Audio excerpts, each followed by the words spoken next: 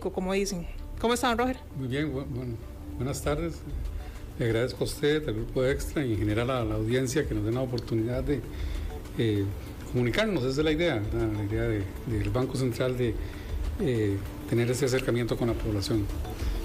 Don Alonso, ¿cómo le va? Muy bien, ¿y usted? Mucho gusto. Gracias. Don Emanuel. Muy buenas tardes a todos, a nuestros distinguidos invitados, tomando un tema muy importante que es la política monetaria y la economía del país, que es central porque desde que nos levantamos estamos gastando dinero, ¿verdad? Y eso nos afecta directamente cómo está el estado de la política monetaria del país. Como decía ahora don Roger, para hablar en sencillo, el tema de la inflación la gente lo siente directamente en el bolsillo, ¿verdad? ¿Cómo podemos explicarle a las personas que nos escuchan en términos sencillos por qué es que si el Banco Central dice que está bajando la inflación, ellos sienten que la plata no les alcanza? Bueno, vamos a ver, no hemos dicho que la inflación está bajando. En realidad lo que hemos dicho en las cifras de los últimos 3 meses es de que hay una inflación muy baja, o sea, hay un casi cero, no hay casi aumento de precios. En el último mes fue un incremento de 0.3, o sea, sí hubo un pequeño aumento en promedio de la canasta de bienes y servicios que componen el índice de precios del consumidor, apenas de una tercera parte de un punto porcentual. Digamos que se ha mantenido. La tendencia sería más o menos que hay una estabilidad en el nivel general de precios, estabilidad de precios. Hay una definición de Alan Greenspan, cuál es un nivel de inflación bajo. Hay toda esa controversia, si es 2%, 1%, ¿cuánto? Él decía, es un nivel de inflación tal que no es relevante para la toma de esas decisiones. Y empíricamente se ha medido que ese valor anda alrededor del 2%. Ahora, esto hay que ver que es un índice, ¿verdad? A veces la gente lo confunde con que si subió un producto, si bajó un producto. Exacto. Pero más bien lo que mide es una tendencia.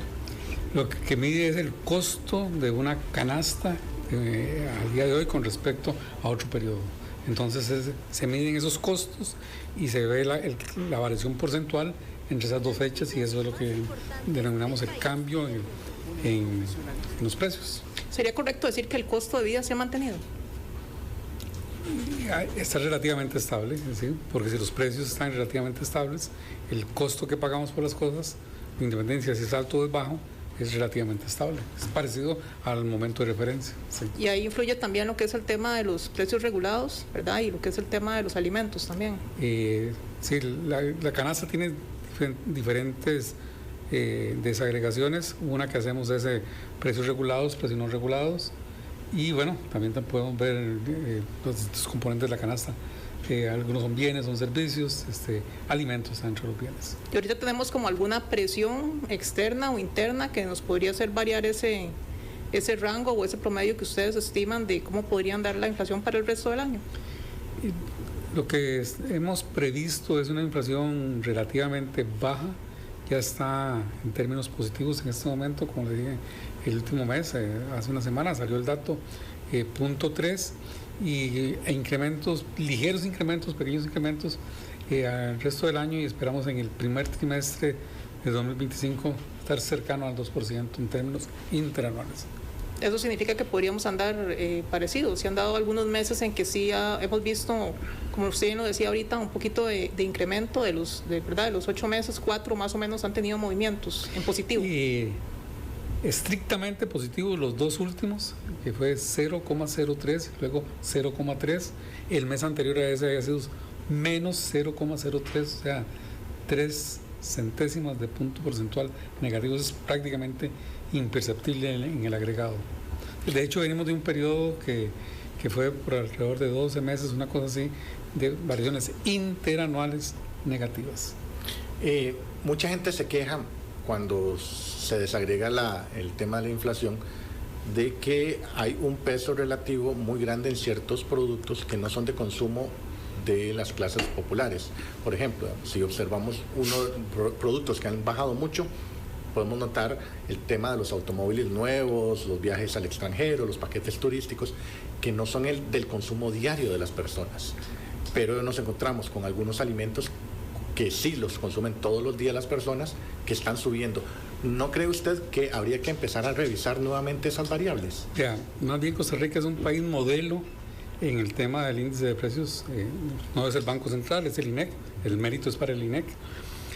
Eso es una metodología muy elaborada que tiene que ver, van personas del INEC, van a los hogares y durante un periodo largo, varios meses, observan todo lo que esas personas gastan. Entonces hacen una lista de qué bienes y servicios son los que ellos consumen. Lo hace para una muestra relativamente grande y luego constituyen, hay varias reglas, ¿verdad? Tiene que ser más del 2% del consumo, etcétera. Entonces hacen la lista de los bienes y servicios de ese grupo de personas y eso le da el peso relativo. Si eso se refleja, perdonen, es porque eso fue lo que se observó. Eso es la medición que hizo el INEC.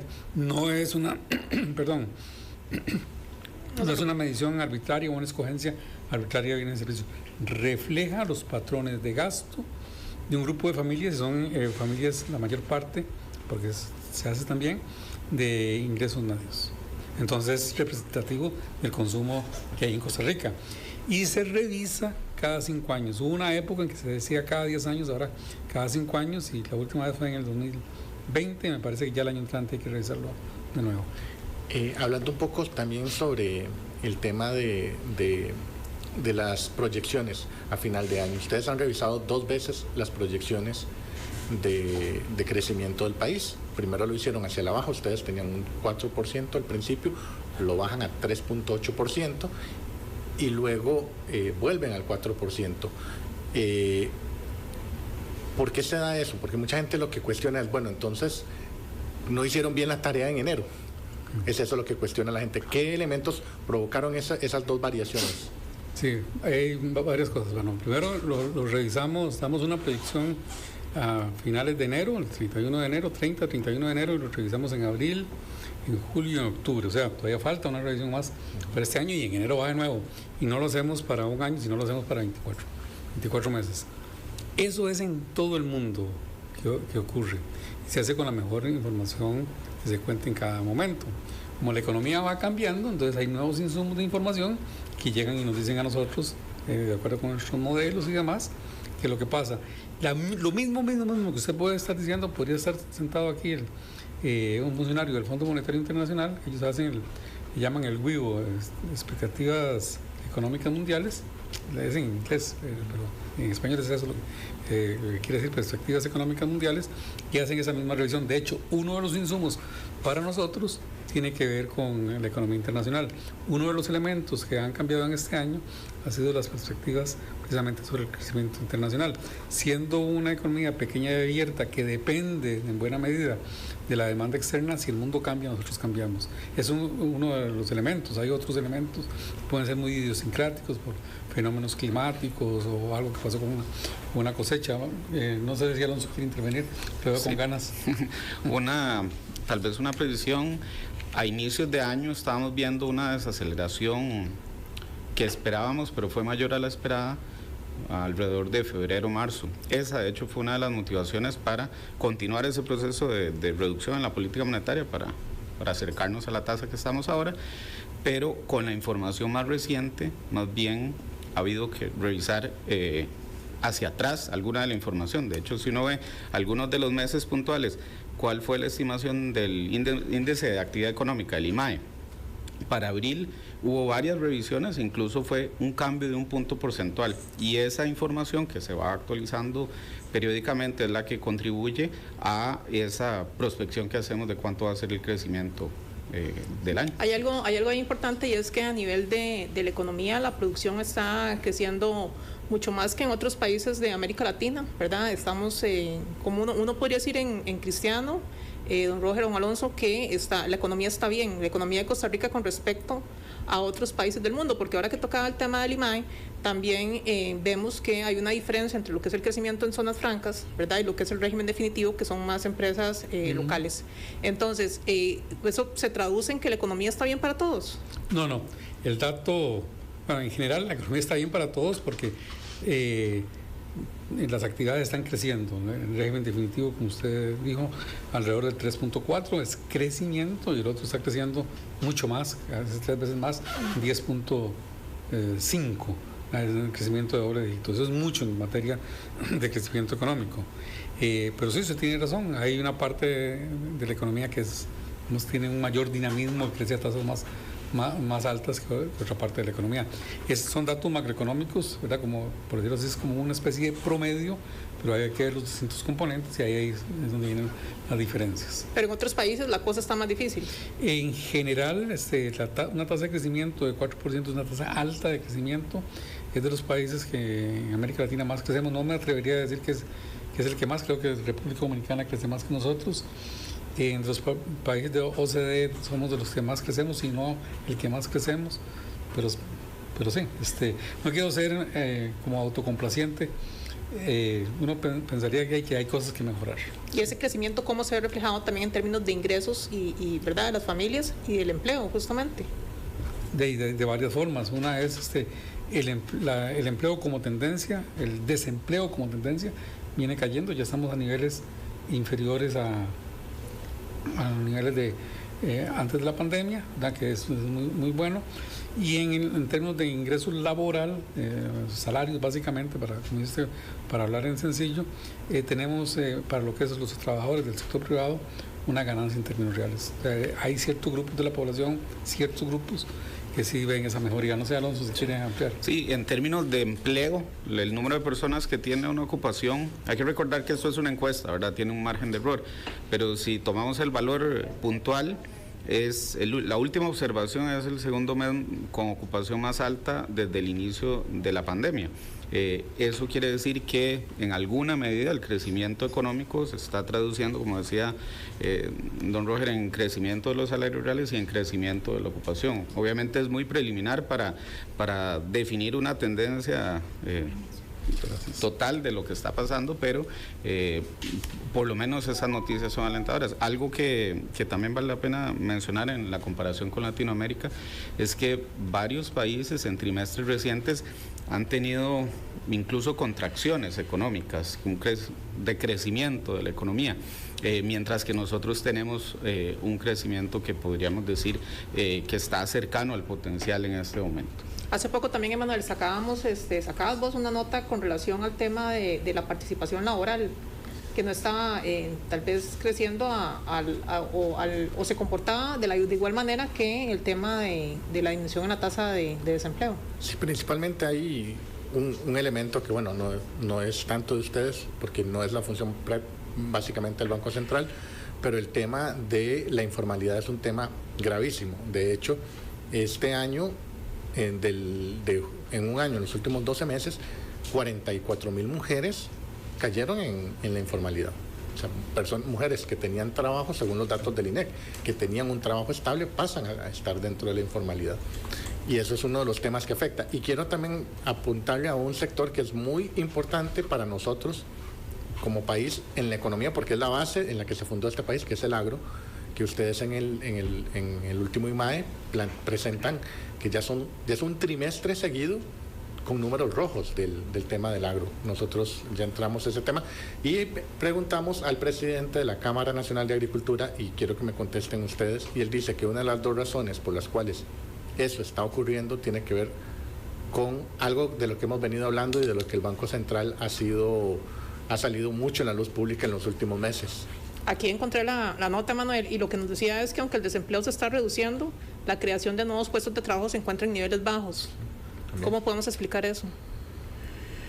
¿Don Roger o don Alonso? No, bueno, si hay una dinámica en la economía, en realidad que la productividad ha aumentado. Eso quiere decir que por unidad de producto cada vez se crean menos empleos. Eso es una fortaleza en alguna forma de la economía. Lo que necesitaríamos es tal vez como que se expanda más toda la economía, pero eso, como ustedes bien lo decían, no depende en sí de la política monetaria.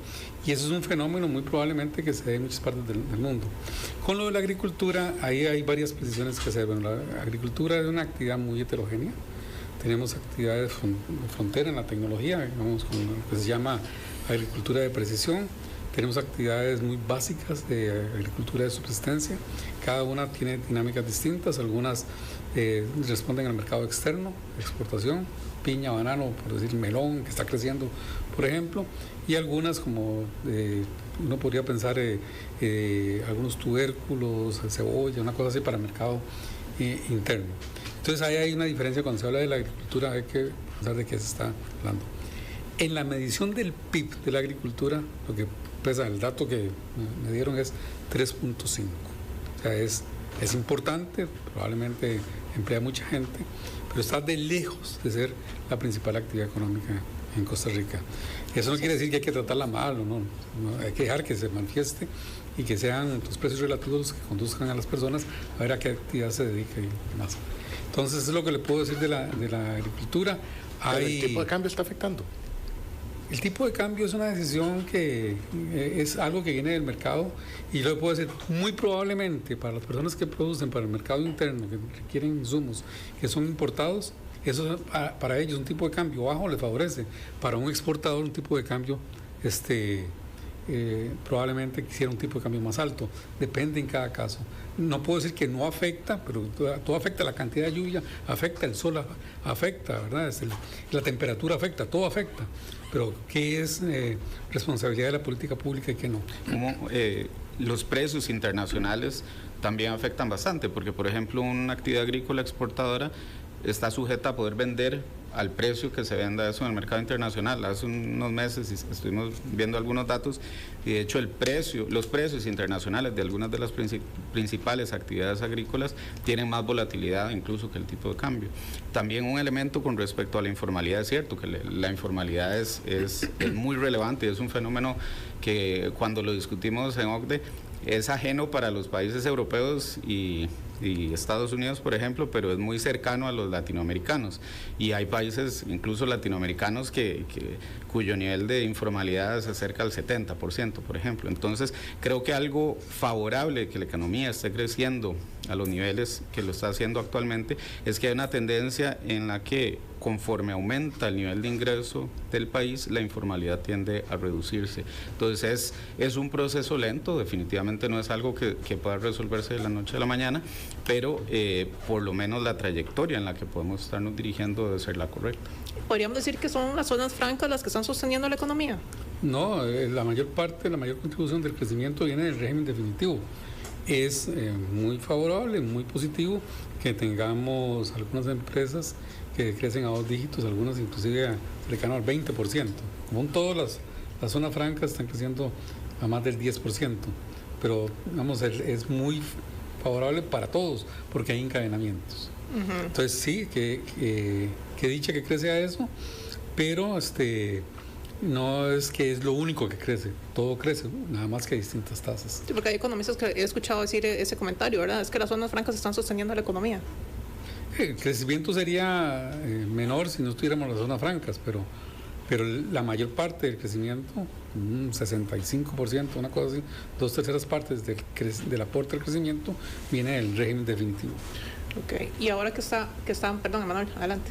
No, hablando un poco sobre el escenario de internacional, quería preguntarles, el día cuando ustedes se levantan y ven el periódico del día donde Jerome Powell anuncia que va a bajar las tasas de interés, ¿cuál fue la primera impresión de ustedes? Primero, no nos enteramos por el periódico. Tenemos una comunicación muy estrecha con algunos economistas de la Reserva Federal. El banco participa en distintos foros, es algo que se viene comentando de hace mucho tiempo. Y entonces, bueno, bien por ellos. Nosotros tendremos que hacer nuestro análisis y tomar nuestras decisiones en el banco. Es una decisión, no es de una persona, es de un cuerpo colegiado de la Junta Directiva. Pero les da más margen a ustedes. Hay que observar, si todo lo demás se mantiene constante. Ceteris paribus, sí, pero no es así, ¿verdad? Como ocurre. Se analiza toda la economía, una serie de variables, datos prospectivos y demás, entonces hay balance de riesgos y entonces cuando llegue el momento vamos a hablar de eso. Hay una tasa muy importante que ustedes fijan, que es la tasa de política monetaria. ¿Cómo explicamos en sencillo a la gente cómo es que esta tasa se refleja en los créditos o en la aspiración a obtener un crédito que todos los costarricenses tenemos? Bueno, Lo primero que tengo que aclarar es que no es una tasa transaccional. Decir transaccional no es una tasa que el banco utiliza para dar créditos o para recibir depósitos. Es una referencia. La tasa puede ser ligeramente distinto, pero usa eso como referencia. Eso lo que establece básicamente es el costo de la liquidez en un periodo de 24 horas. Entonces le dice a los bancos, a los participantes del sistema financiero, si usted me deposita, le voy a pagar algo muy cercano a la tasa de política monetaria. Si usted me pide prestado, le voy a cobrar algo similar a la tasa de política monetaria. Entonces, si fuese el caso de que la usan para pedirle prestado al Banco Central y la tasa aumenta, pues el costo de la liquidez es mayor, y uno esperaría que la racionalidad económica los lleve a ellos a transmitirle ese costo al consumidor, a las distintas cadenas del proceso hasta que le llega al que pide el préstamo. Eso no. E igual uno esperaría que cuando la reduce, pero ahí intervienen otras cosas. Intervienen el tipo de crédito, interviene cuando si el banco la reduce, uno podría pensar que el costo es menor, pero el mecanismo de transmisión es un poquito más complejo y hay temas de competencia también. O sea, un agente económico no va a vender algo más barato simplemente porque quiere, es usualmente porque las circunstancias del mercado lo obligan. Porque no se ha visto una reducción importante en lo que es las tasas activas de los bancos. Eso no se ha visto. Entonces uno ve que sí está bajando un poco la tasa política monetaria, tal vez no al ritmo que algunos economistas quisieran, pero que sí ha venido, ¿verdad? Y en el caso de las activas, que son las que me ofrece el banco cuando yo voy a solicitar un crédito a una entidad financiera, uno ve que siguen altas. Sí. Eso no necesariamente es del Banco Central. El Banco Central ha hecho una reducción desde marzo del 2023 al día de hoy de 425 puntos base. Tendría que ver más entonces que todo con el tema de la intervención financiera. Tiene que ver con, sí, no quiero crear una idea de buenos y malos y que hay unos malos que no quieren bajar la tasa, no es eso. Como le digo, el fenómeno es más complejo, tiene que ver contratos, tiene que ver riesgos, tiene que ver plazos, tiene que ver la actividad en la que está. Pero lo que sí hemos observado es que ha pasado mucho tiempo, ya estamos hablando en este momento de 18 meses de reducciones de tasa de política, que la tendencia ha sido la reducción, y como promedio la tasa activa negociada lo que ha bajado es como 60. El promedio ponderado de las tasas activas negociadas de 4 semanas ha bajado como 60 puntos básicos. Entonces uno pensaría que hay espacio para reducir la tasa activa un poco más. Pero, como le digo, es usted, y hay que tener cuidado. Una cosa es para los préstamos nuevos, y otra es para los préstamos vigentes. Correcto. Los préstamos vigentes tienen mucho que ver con el contrato. Hay cláusulas a veces que ponen una tasa piso. O sea, no importa lo que pase con la tasa de interés, no se la voy a bajar después de cierto nivel. ¿Y cuál es la razón? Perdón, adelante, vámonos. No, que sobre todo para los préstamos vigentes, muchos, no todos, pero muchos pueden estar referenciados a la tasa básica pasiva y esa sí se ha movido bastante, por lo menos el movimiento en magnitud ha sido bastante similar a la tasa de referencia, a la tasa de política monetaria que mencionaba don Roger. En el tema de las activas, sobre todo para las nuevas, lo que hay que recordar es una interacción entre lo que pueda hacer la entidad pública, que es el banco, que es la que fija la tasa de política monetaria, y lo que ocurre en el mercado financiero, que es un mercado que tiene interacción de bancos, de cooperativas, de bancos públicos, privados, para que se dé ese resultado. Muchas veces es curioso porque, por ejemplo, para la tasa básica pasiva, hay gente que la impresión que tengo es que creen que esa es la que fija el banco. Esa es la que pagamos en los créditos, que todo el mundo va a hacer el contrato de crédito y le dice tasa básica pasiva más 2-3 puntos, es la que pagamos con los créditos. Ajá. Y en eso el banco, como lo hemos dicho con algunas otras cosas, el banco es una calculadora. El banco agarra la información del sistema financiero, de las tasas pasivas que se están pagando, calcula y ese es el resultado que publica. Entonces no es el banco no ejerce una decisión directa sobre la tasa básica pasiva, sino sobre la referencia, pero por lo menos en la básica pasiva se ha ido moviendo. Entonces posiblemente para algunos créditos vigentes sí se haya reducido la cuota si lo permite el contrato, ¿verdad? Si no hay una tasa piso, pero para los contratos nuevos es donde estamos viendo una transmisión un poquito más lenta. Pero hablando de ese movimiento, en el mercado también se dice, don Roger lo habrá escuchado y don Alonso también, que y don Emanuel, que podría bajar a un nivel más acelerado. Y entonces dicen, ¿por qué si la Reserva Federal de Estados Unidos está haciendo este movimiento, en el Banco Central estamos más lentos, ¿por qué no se acelera la caída de la tasa? ¿Verdad? En algún momento hablábamos de que ¿Hay incertidumbre todavía y que no es tan posible como correr a ese escenario? ¿O usted lo ve más posible ahora? Tal vez una precisión. De hecho, la crítica fuerte ha sido hacia la Reserva Federal de los Estados Unidos, que no la ha bajado del todo. Ha sido. De hecho, se hablaban de que habría las opiniones mayoritarias hace un año era que durante el 2024 habría 4 reducciones y al día de hoy no hay ninguna. Se habla de que podría venir una la semana entrante, pero ahora ha sido cauto, pero en el pasado, cuando lo ha hecho, el mercado espera como que el Banco Central reaccione, ¿verdad? Al tiempo que reaccionan ellos de la misma manera. Es un elemento más, es un insumo, pero no es el único. Y como lo ha tratado de decir el banco montones de veces y lo explicamos, el banco toma una serie de información, factores internos y externos, y con eso hace la valoración. Pero no es mecánico, no es mecánico en el sentido de que porque aquel bajó yo bajo, porque aquel subió yo subo. Hay que observar y cuáles son los riesgos inherentes a eso. Se cuestiona un poco que la Reserva Federal tomó esas decisiones justamente por un tema de un miedo a una inflación alta, digamos, mantuvo las tasas para evitar que creciera la inflación en Estados Unidos, y justamente cuando los indicadores les permitieron a ellos definir que ese riesgo era menor, es lo que Jerome Powell llamó el aterrizaje suave. Y la crítica que hacen es que si aquí la inflación está baja, ¿por qué es que nos mantenemos con una tasa un poquito más? Porque nos enfrentamos a otra serie de riesgos que pueden llevar a la inflación. Costa Rica es un país que es importador de petróleo. Hay guerras en el mundo. Vean lo que pasó al inicio del 2022. El choque en los precios nos llevó a la inflación al 12.1 en algún momento en agosto del 2022.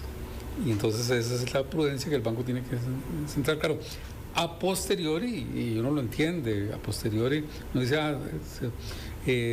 vislumbraron tal riesgo que no se dio, a veces eso es correcto, pero en el momento, en tiempo real, es la incertidumbre y es parte de lo que el Banco Central tiene que hacer.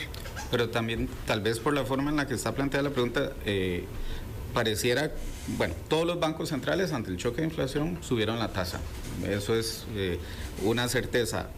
Nosotros fuimos el Banco Central de Costa Rica de los primeros en reducirla, pero además ya hubo reducciones de 425 puntos base del nivel al que estaba.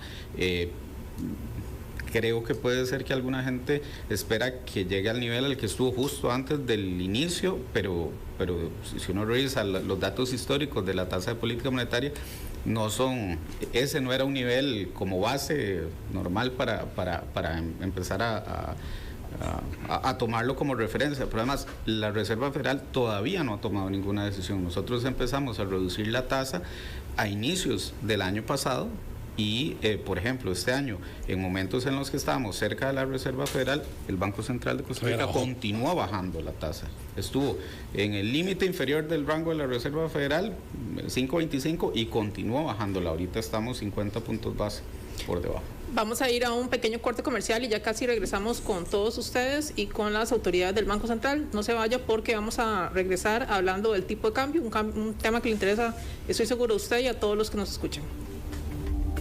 Bienvenidos y nuevamente al programa Asiento Extra, donde estamos conversando con don Roger Madrigal, presidente del Banco Central, y con don Alonso Alfaro, economista en jefe del Banco Central.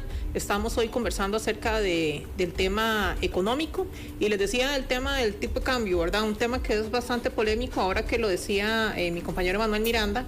El sector agro es uno de los que más ha demandado un alza en el tipo de cambio, sin embargo el mercado sigue mostrando un precio un tanto bajo, está en 526 en ventanilla, según corroboré ahora antes de la entrevista.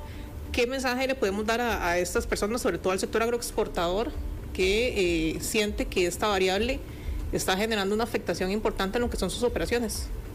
Sí, es una realidad de mercado, como son los precios internacionales de muchos productos. Uno podría pensar que esa realidad también enfrentan los costarricenses con los precios de los combustibles, que no podemos hacer absolutamente nada, simplemente acomodarnos a un precio que nos da la economía mundial, que es el precio del petróleo. Y es en general cómo funcionan los mercados. Es una idea de una escasez relativa que se determina por la interacción de oferta y demanda, se determina el precio y los consumidores tomamos la decisión con respecto a esos precios. Pero hay agentes que pueden tomar decisiones que pueden influir en ese mercado cambiario. Se hablaba hace poco de las operadoras de pensiones, en algún momento allá creo que fue por el 2012, que un banco era el que movía el tipo de cambio. Se decía también qué tanto pesan los agentes económicos en la fijación de precios. No pueden hacerlo, como hay libertad, el que quiera ir a comprar o vender dólares lo puede hacer, eso tendrá su efecto en el mercado, sí, hay libertad de transacción en Costa Rica. ¿Hay mucha especulación? No, tendrían que entender qué es especulación. Usualmente se le da una idea negativa, una connotación negativa de lo que es un especulador, pero un especulador a veces también es un agente económico que proporciona equilibrio en los mercados, porque compra cuando es escaso y vende compra cuando es abundante y vende cuando es escaso, y eso tiene un efecto estabilizador sobre los precios. Yo creo que los costarricenses somos mucho de costumbres y creo que por mucho tiempo tuvimos un esquema cambiario que estuvo vigente por más de 2 décadas y pues empezó a cambiar en el 2006 y ya a mediados de la década pasada dijimos que estábamos en flotación y eso fue lo que nos permitió estar definitivamente en metas de inflación, porque eso está relacionado, pero la percepción que siento es que poco a poco, ¿verdad? Cada vez más los agentes están dando cuenta que en un mercado como el que tenemos el tipo de cambio puede subir, puede bajar, no tiene que tener una tendencia, más bien es indeseable que tenga una tendencia como en algún momento lo tuvo, y esa es una nueva realidad. Y también otra realidad que hay que entender es que dependiendo del desempeño económico que tengan los países, nosotros y nuestros socios comerciales, el desempeño de la inflación, el tipo de cambio puede tener unas fuerzas que lo llevan en una dirección o en otra. Actualmente nosotros tenemos fuerzas bastante fuertes por el turismo, por la exportación, por la llegada de inversión directa, y esta es una explicación que llevamos dando un par de años y se mantiene cierta. O sea, nos seguimos apegados bastante fuerte y cada vez más a que esta es una de las explicaciones más importantes de lo que ha pasado en el tipo de cambio en el último tiempo. La otra vez tuve un pequeño debate con el Roger acerca de qué era el tipo de cambio de equilibrio, porque muchas veces vemos que está o completamente tendiendo a la baja o completamente tendiendo al alza. Entonces no vemos como que esté en la fase intermedia. El tipo de cambio de equilibrio no es un valor. De hecho, la forma de pensarlo es, hay una trayectoria del tipo de cambio de equilibrio y perfectamente puede ser que en un momento ese equilibrio lo lleve hacia arriba o lo lleve hacia abajo.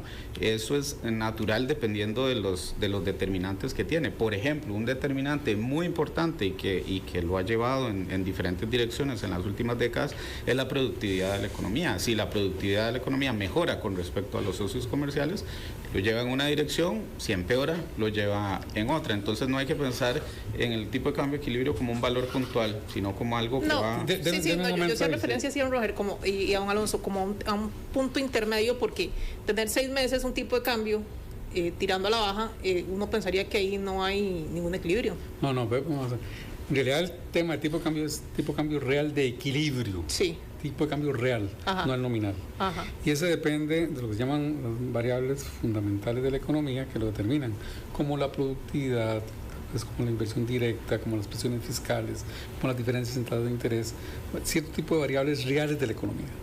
Algunas pueden ser financieras con tasas de interés. Entonces hay un conjunto de variables. La tendencia no es que no tenga o no tenga tendencia, es que el valor del tipo de cambio responda a esas variables. Y entonces es como, vea que podemos cambiar esta conversación, en vez de hablar de tipo de cambio de petróleo.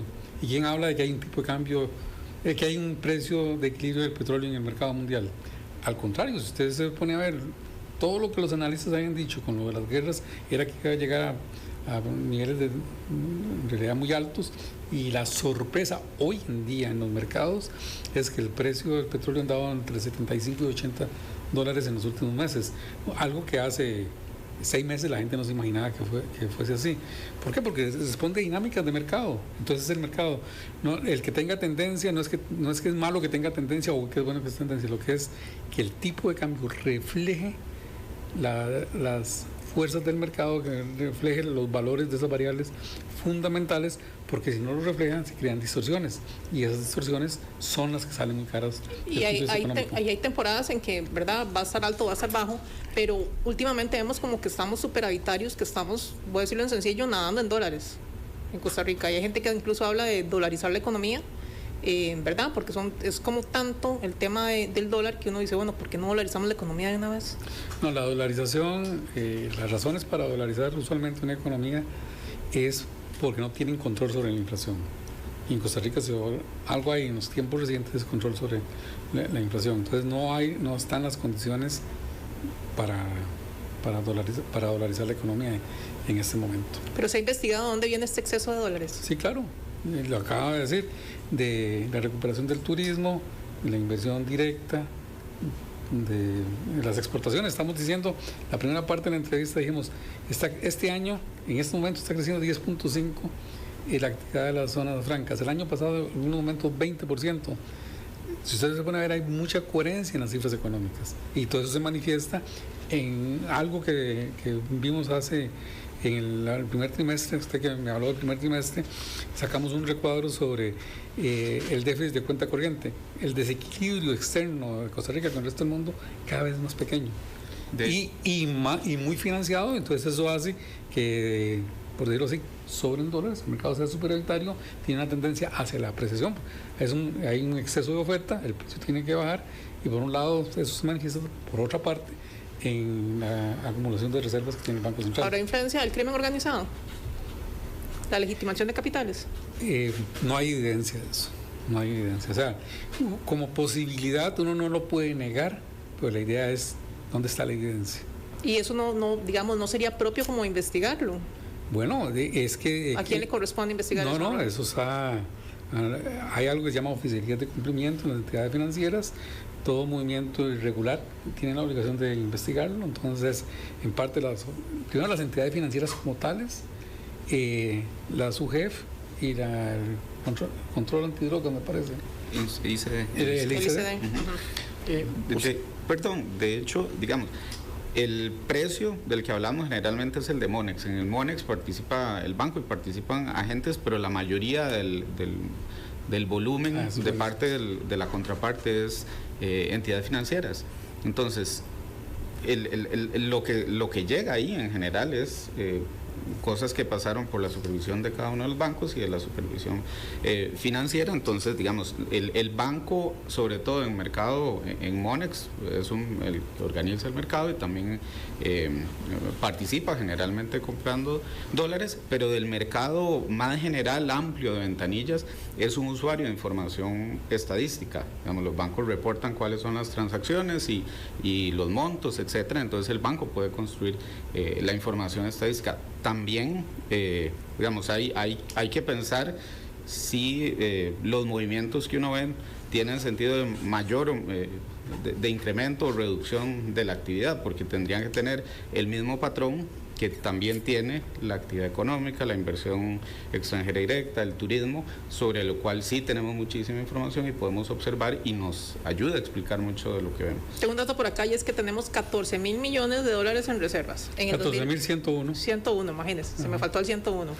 Y en el 2022 eran 7.566 millones. ¿Por qué este aumento en las reservas? Hay gente que piensa que el banco podría intervenir más sacando ese exceso de dólares de la economía para que el tipo de cambio, no voy a decir se nivele, sino como para que se despegue un poquito de la parte inferior. Bueno, lo primero es que el banco decidiera no intervenir, porque entonces estamos contra el mercado. El Banco Central está diciendo que el precio debería ser algo distinto a lo que el mercado determina. Y como dijimos anteriormente, eso es distorsionante. Entonces hay que dejar más bien que se manifiesten las fuerzas del mercado, las ventajas comparativas de los distintos agentes que producen y demás, para que eso es lo que hace que la economía crezca. Entonces, el Banco Central dice que intervenga. Vea que con sus mismos datos, lo que me acaba de decir, prácticamente de algún momento del 2022 al día de antier, duplicó el nivel de reservas. Y tomando en cuenta que en algún momento le pedimos 1.100 millones al FLAR y ya los pagamos, ¿verdad? Entonces no se puede hablar de que el banco no ha hecho su tarea. El banco ha buscado mejorar lo que se llama el blindaje financiero de la economía, precisamente para no vernos como en la situación que en algún momento nos vimos en el 2022. Y añado una pregunta para don Alonso también. En el caso de lo que tiene que ver las cifras fiscales, ¿favorece tener un tipo de cambio bajo? En realidad, va en direcciones diferentes dependiendo de lo que vea, lo que uno analice. Por ejemplo, el nivel deuda PIB puede contribuir porque, digamos, a que esa medición sea ligeramente baja, pero en términos de ingresos fiscales, un tipo de cambio más bajo tiene un efecto menor en la recaudación, porque, por ejemplo, muchas de las cosas que se importan, que pagan impuestos, digamos, vehículos, la evaluación es en dólares, y si el tipo de cambio es menor, el ingreso fiscal es menor. De hecho, ese detalle nosotros lo hemos hecho explícito. Hay cosas que pueden beneficiar en cuanto a menor pago de interés, cosas que perjudican en el flujo por menor ingreso, y en neto el efecto es peor, ¿verdad? Es más perjudicial. Entonces es perjudicial en el flujo de caja de Hacienda, es favorable en el nivel de deuda PIB, pero digamos, por ahora estamos en un nivel de deuda PIB superior al 60% y así se mantendrá según las proyecciones por algún tiempo más. Entonces en eso no veo, digamos, mayor beneficio. Ustedes afirman que el turismo y las exportaciones son dos de los factores que explican la reducción del dólar que hemos visto en los últimos año y medio. Pero 2 años. 2 años. Pero son esos mismos sectores los que hoy levantan la voz y nos dicen: estamos siendo cada vez menos competitivos por tener un dólar bajo. ¿Prevén ustedes que eso termine afectando, perjudicando y cambiando la corriente que venimos de reducción del dólar? Habrá ajustes, definitivamente. Es como en cualquier actividad que, póngase que usted produce algún producto y él es altamente productivo y tiene una sobreoferta de ese producto. Para colocarlo, ¿qué es lo que tiene que hacer? Reducir el precio. ¿A cuánto lo va a reducir? Lo reduce hasta el momento en el que ya no tiene esa sobreoferta. Entonces es un mecanismo natural de ajuste en la economía. Hablemos un poco sobre todo el esquema de regulación que tiene el país al sistema financiero nacional, que en los últimos años ha sido un poco cuestionado. Ustedes tienen a cargo, administran el tema del Fondo de Depósito de Garantías, entonces de una u otra forma ustedes directamente tienen injerencia en ello. Y tienen una silla también en el Consejo Nacional de Supervisión. Y tienen una silla en el Consejo del CONACYF, pero el país decidió escoger un sistema desconcentrado, quitándole esas potestades al Banco Central. ¿Sienten ustedes que fue una buena decisión como país o debería estar concentrado todo ese sistema de supervisión dentro del banco? No me atrevería en este momento, digamos, a hacer una crítica o un juicio muy definitivo en eso. Creo que las condiciones están para que lo revisemos. Hay modelos, hay países que tuvieron en algún momento un sistema concentrado, lo desconcentraron y luego lo volvieron a concentrar. Los ingleses, por ejemplo, es un buen ejemplo de eso. Hay que ver las características de Costa Rica. Somos un país muy pequeño, hay 4 superintendencias, los mercados en general son muy pequeños, entonces es una valoración que tiene que hacerse de cuál es el mejor modelo de supervisión y regulación. ¿Y para ustedes qué piensan? ¿Cuál es el mejor? No, yo no me atrevería, usted ahora dice lo que usted cree, ¿verdad? Pero yo no me atrevería en este momento a dar algo definitivo porque lo van a ver como que es el criterio del Banco Central. Lo que digo que hay que, de acuerdo con las características del país, habría que revisarlo, creo. Sí, algo que quería aportar yo es que mucha de la regulación y supervisión está dirigida a temas microprudenciales, y algo en lo que empezó a trabajar el Banco Central y que debe estar en el Banco Central, incluso el fondo nos lo ha dicho explícitamente, es toda la parte de estabilidad macroprudencial. De hecho, hay un departamento en la División Económica que es de estabilidad macroprudencial. Cuando decimos macroprudencial, ¿a qué nos estamos refiriendo? Procurar que se mantenga la estabilidad del sistema como un todo. No, es que hay lo micro tal vez, que la estabilidad de un banco, la suficiencia patrimonial de un banco, los coeficientes de liquidez de la unidad económica particular. Okay. Pero lo que macroprudencial, piénselo como el sistema, lo que nos interesa es sistémicamente que en el conjunto de las entidades financieras tengan un buen comportamiento. Entonces hay una diferencia entre lo que se vigila en lo que es micro, que es a nivel de empresa o de entidad financiera, a lo que es macroprudencial, que es como el sistema. No sé si lo interrumpí de mala manera. No, de acuerdo. Más bien, por ejemplo, macroprudencial es pensar en que hay un montón de entidades que están interconectadas entre sí, deudores que tienen relaciones con diferentes bancos. Entonces, todas esas consideraciones hay que tenerlas en cuenta para evaluar la salud del sistema, no solo la salud de cada entidad por aparte y agregar esa salud individual, sino cómo estamos como sistema financiero, y eso es algo en lo que el Banco Central ha hecho mucho progreso. Todavía hay espacio por mejorar, y creo que esas consideraciones de regulación y supervisión deben ir incorporando todavía más estos temas de estabilidad macroprudencial. Porque no podría pensar, bueno, es que el caso de Copeservidores, el caso de Cifin, eso, ¿verdad? El mismo Parque Empresarial del Pacífico, el mismo caso de Aldesa, y eso al Banco Central en qué le influye, ¿verdad? Uno podría pensar eso, ¿verdad? Porque ustedes tienen otra función, pero yo creo que al final de cuentas todo pesa sobre la economía. No, precisamente lo dijo muy bien don Alonso, lo que llaman la interconexión, lo que alguna gente pone en términos muy gráficos como un efecto dominó.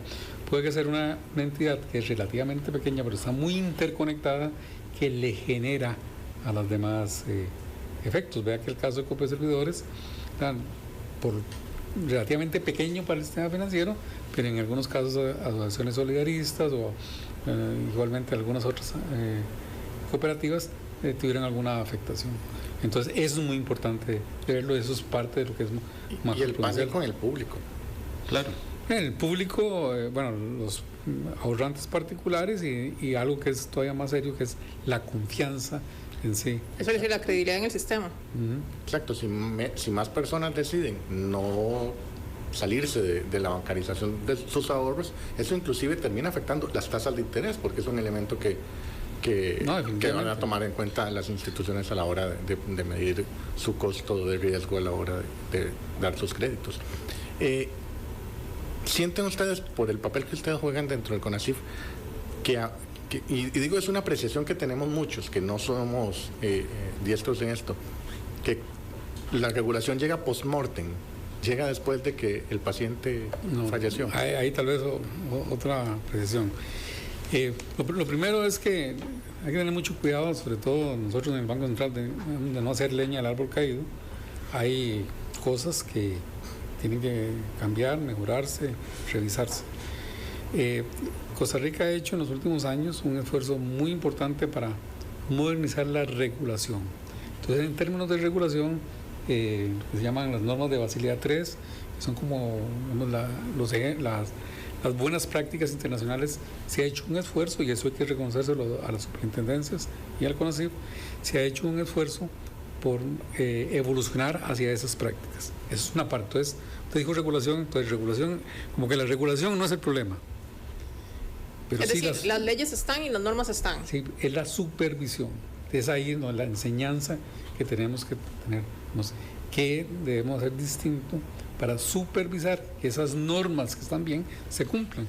Alguien me ponía el ejemplo que en esta sala ustedes pueden poner un rótulo ahí que dice no fumar, y yo llego y empiezo a fumar, y entonces dice, pero ahí dice el rótulo que no, debe haber alguien que haga de cumplimiento que yo no fume.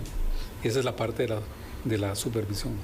Y sobre todo pensando en que muchas de las cosas que hemos visto, conforme salen los detalles a la prensa, son cosas muy graves, y que a todas luces mucho de lo que se ha comentado son cosas ilegales, y eso no es acorde con la legislación ni con la regulación, ¿verdad? Entonces hay que distinguir. La supervisión debe vigilar.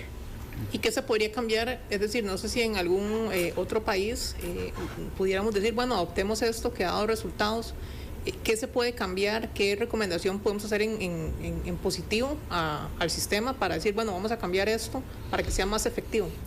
Hay varias cosas que uno podría pensar. Eso lo vimos en una discusión que ya tiene su tiempo de estar en el medio nacional, en el sistema financiero y Banco Central y superintendencias. Uno es la calidad de la información, la validación de estados financieros, la validación de la información. Y eso parece que deberíamos trabajar un poquito más en eso. Sí, en general yo creo que todo lo que vemos en el mundo es datos y cómo aprovecharlos mejor para las actividades empresariales, para que la gente tome mejores decisiones. En esto mucho es el tema de datos y como decía Roger es recibirlos, procesarlos, automatizar cosas y que se puedan emitir alertas adecuadas. Validarlos. Y validarlos. Y por ejemplo algo es importante también que por ejemplo el Departamento de Estabilidad Financiera pueda contribuir a ese objetivo de mantener la estabilidad del sistema y ese siempre ha sido una de las prioridades del banco. Y la validación es parte de la supervisión. Perdón, don Roger, se nos ha agotado el tiempo. Les agradezco muchísimo por haber estado en este programa y ojalá que no sea la última vez que visiten las instalaciones del Grupo Extra. Es la primera. La primera, perdón. Sí, la primera de la muchas. primera. La primera de muchas. Ya me río, don Roger, la primera de muchas. ¿Qué les pareció? Bien, bien. ¿Está bien? ¿Están Sí, cómodos? Bueno, sí. qué dicho. Ojalá que regresen la próxima vez, Emanuel. No, muchas gracias a los invitados. La próxima no vamos a ser tan complacientes, no mentiras. No, yo quiero agradecer, si todavía no están grabando, quiero agradecer la oportunidad, como le digo, el banco valora mucho estos intercambios, que no solamente con ustedes, sino en general, ustedes son un vocero de un grupo, una audiencia más amplia, que es el interés del banco. No sé si Alonso quiere decir algo. No, les agradezco muchísimo la invitación y la oportunidad que nos dan de expresar nuestra opinión, nuestro criterio, nos ayuda a transmitir mejor todas esas cosas que nosotros ponemos en papel y en conferencias de prensa, pero tal vez no todo el mundo tiene acceso a ellas y de esta forma nos transmiten inquietudes que tiene la gente, la población, los empresarios, ¿verdad? Y esto es valiosísimo y lo apreciamos muchísimo. Cuando quieran, volvemos. Pues de su casa, cuando gusten pueden venir por acá para utilizar al Grupo Extra para enviar ese mensaje, porque para nosotros en el grupo es muy importante lo que es la educación financiera y sobre todo el aporte de soluciones. No, muchas gracias por acompañarnos y bienvenidos las veces que gusten. No, los agradecidos somos nosotros. Bueno, muchísimas gracias a ustedes también. Nos oímos el próximo viernes. Espero que este fin de semana puedan disfrutar de las fiestas patrias, que tengan un excelente fin de semana y sigan en sintonía de la 92.3. Nos vemos.